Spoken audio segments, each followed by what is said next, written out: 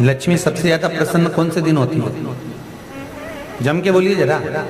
शुक्रवार। तो शुक्रवार को लक्ष्मी सबसे ज्यादा प्रसन्न क्यों होती है? उसका प्रसन्न होने का कारण क्या था? लक्ष्मी जी के दो भाई थे, दोनों की शादी नहीं हो रही थी, दाता और विधाता, दोनों का विवाह नहीं हो रहा।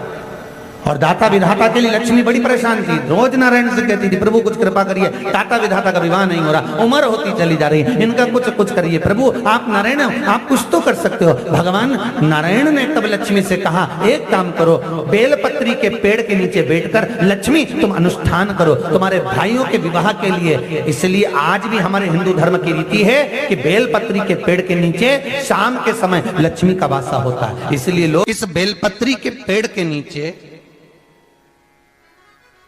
तुम्हारा रात्रि को शाम को 6 बजे से लेकर रात्रि को 8 बजे तक तुम्हारा निवास होगा। जैसे पीपल के पेड़ में देवताओं का निवास, आपको आप लोगों ने यदि पद्म पुराण पढ़ी होगी या सुनी होगी तो उसमें स्पष्ट कहा है, पीपल के वृक्ष की गणना, ध्यान देना, पीपल के वृक्ष में सुबह 4 बजे से लेकर 7 बजे तक ब्रह्मा जी का वासा होता है।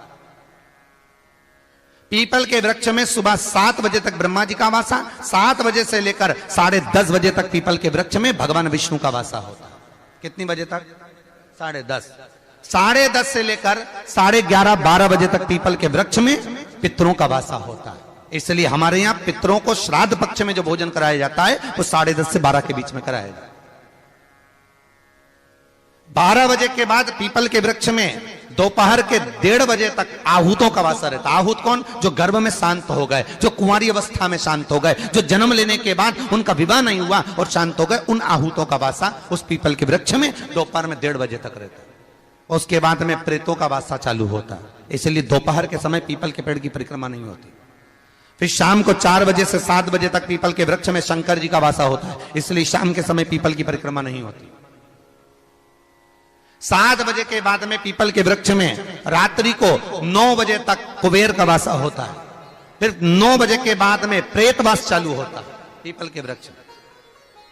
उसी तरह बेलपत्री का जो वृक्ष है, उस बेलपत्री के वृक्ष के नीचे रात्रि को 8 बजे से लेकर 12 बजे तक बेलपत्री के पेड़ के नीचे कुबेर का निवास होता है। महाराज, कुबेर का निवास। प्रयास करा करो इसी बेलपत्री के पेड़ के नीचे हम दीप लगाएं, घी का दीप। यदि संपदा की कमी हो तो, अगर भगवान ने खूब संपदा दी है तो भले मत लगाओ, कोई दिक्कत। महामृत्युंजय मंत्र का यदि आप जाप करते हो और आपको मालूम पड़ गया कि शरीर में मुझे ये रोग हो गया है, मुझे शुगर हो गया है, मुझे बीपी हो गया है, मेरा ब्लड प्रेशर ऊंचा नीचा रह रहा है, कोई भयंकर रोग, मेरे रिश्तेदार को कोई कैंसर जैसा रोग हो गया, किसी को कोई थायराइड हो गया, किसी को कोई किडनी और लीवर में सूजन हो गई, किसी को कहीं किडनी और लीवर में तकलीफ हो गई, तो शिव महापुराण की कथा कहती है, नवग्रह शिव महापुराण की कथा कहती है कि बेलपत्री के वृक्ष के नीचे महामृत्युंजय मंत्र का जाप जो शुक्रवार की शुक्रवार घी का दिया लगा कर करता है, उसके रोग बाबा देवाधिदेव महादेव समाप्त करते चले जाते हैं। ये संजीवनी मंत्र शुक्रवार के दिन भगवान शंकर को शुक्र को दिया था, इसलिए उसकी प्रधानता।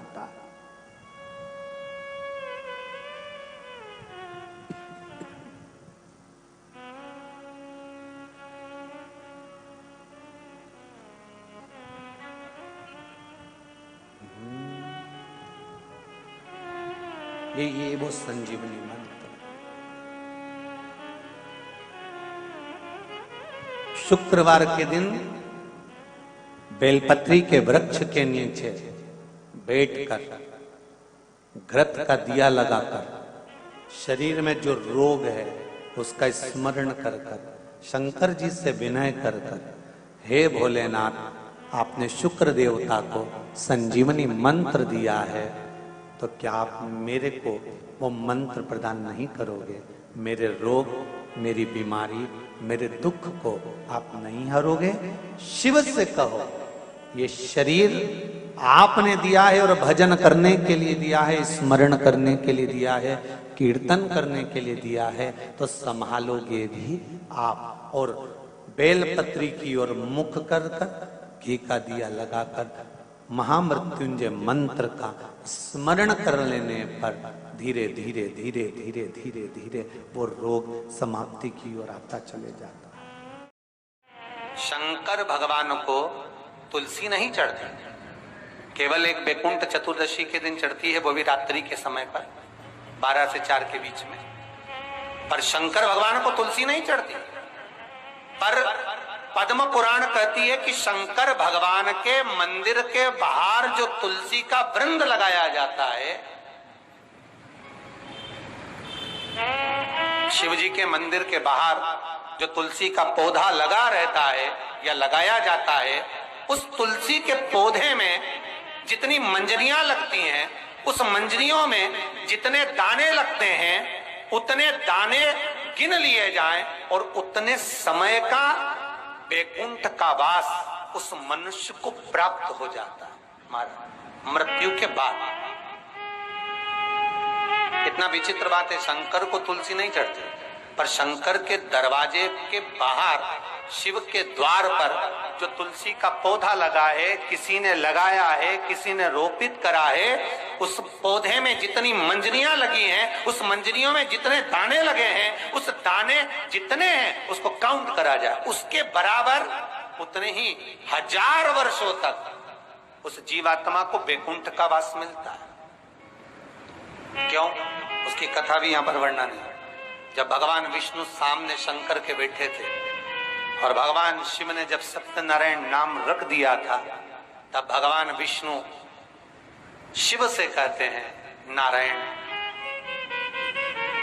भगवान शंकर से कहते हैं भोलेनाथ, त्रिकालदर्शी, कैलाशी, अविनाशी, हे शिव। मेरे सारे विग्रह के साथ में लक्ष्मी मेरे साथ में। बहुत ध्यान देना महाराज, मैं अगर नारायण रूप में हूं तो लक्ष्मी मेरे साथ में, मैं राम रूप में हूं तो सीता मेरे साथ में, मैं कृष्ण रूप में हूं तो राधा मेरे साथ में, मैं रंगनाथ रूप में हूं तो गोदा मेरे साथ में, मेरे साथ में लक्ष्मी सदा विराजमान है। पर आज आपने मेरा जो सत्यनारायण नाम रखा है, मैं अपना संग किसको ले? तब भगवान शिव ने कहा, आप जब बाहर निकले जो रोपित मिले बस वही आपको समर्पित हो। तुलसी का पौधा रोपित था, उस तुलसी के दल को भगवान नारायण ने अपना संग बनाया। और बहुत ध्यान देना, सत्यनारायण की कथा हो, चाहे भागवत की कथा हो, चाहे विष्णु पुराण की कथा हो, इन सभी कथाओं में सबसे ज्यादा प्रसाद की महत्वता नहीं है जितनी तुलसी के दल की महत्वता है। क्योंकि सत्यनारायण के साथ में हरि के साथ तुलसी का स्मरण